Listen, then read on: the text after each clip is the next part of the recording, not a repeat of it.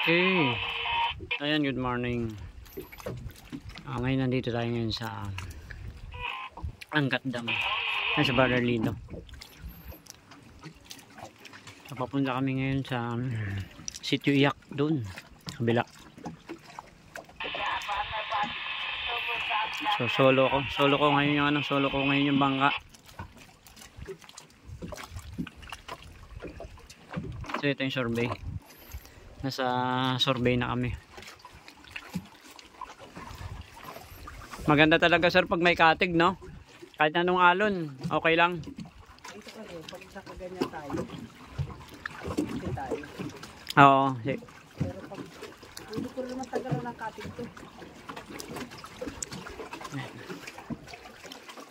Kaya lang, mas maganda na yung ganito. Okay, sige mamaya continue natin pag nandun na tayo sa Sitio Iyak.